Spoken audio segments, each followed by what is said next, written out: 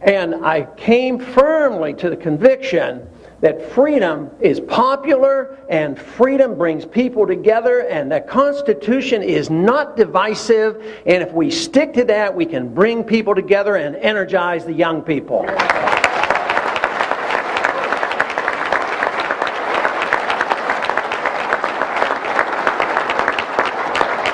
But a lot of credit has to go to those individuals and those groups that kept the spirit alive.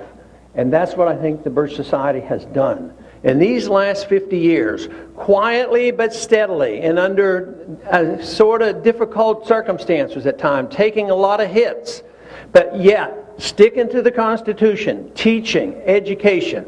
That was the most important role, and it continues to be the most important role, not only for the Birch Society, but for all of us.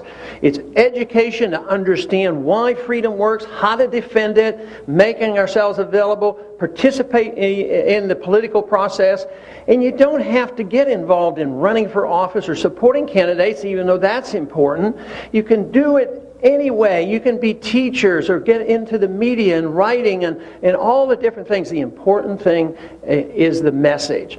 Now, I see what has happened over these many years that the Birch Society has done is just planted a lot of seeds. A lot of seeds have been planted, and they're coming to fruition. They're bursting forth. And therefore, we were able to tap into this sentiment. And this to me has just been wonderful. It seems like there always has been and always will be a remnant, no matter what is happening in society. The remnant holds the truth together, both religious truth and political truths. And that has been the important role for the Birch Society, is to tell these truths and make sure people know about it and understand it.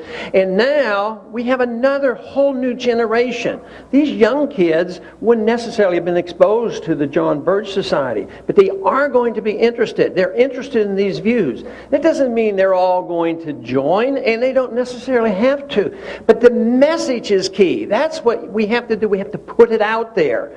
And it is right. Not only because the message is right, but we have now lived for so long with the decline of freedom that we have been tolerant of that because we have been so wealthy. We have learned to be and conditioned to be a materialistic society. We were more concerned about the redistribution of wealth, and we have been so wealthy that it didn't matter. People didn't think about where the wealth came from. But all of a sudden now, people are realizing that we're getting near the end, that we aren't as wealthy as we once thought. We are now dependent on borrowing money, inflating the currency, and that things are coming to an end. And I think, and I said this on the House floor this very week, yes, they're very concerned about a liquidity crisis. And all we have to do is print more money and it's going to solve a liquidity crisis. I mean, it is so far removed from reality. What is happening is, and I said this very clearly, that this is a sign that the country is now bankrupt and people are recognizing it. And now what we have to do is restore the confidence in our system, restore the confidence in freedom so we can go back to work again.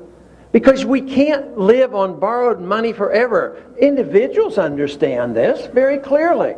I mean, if somebody overextends themselves, they get too much in debt, and the bank won't loan them any more money.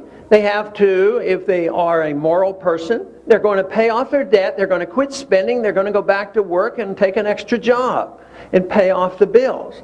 A country does it a little bit differently because they wait as long as possible, but they inevitably will bankrupt the country, destroy the currency. This is a very dangerous period that we're living in, but at the same time it gives us a grand opportunity. Now, I can assure you, and I don't think you will need much convincing, that we still don't have enough help in Washington.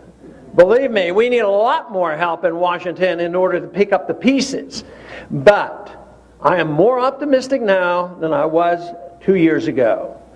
Not because Washington has changed, but because I have met so many people. How large the remnant is, the people have been out there. You can't count the remnant, but I saw the remnant.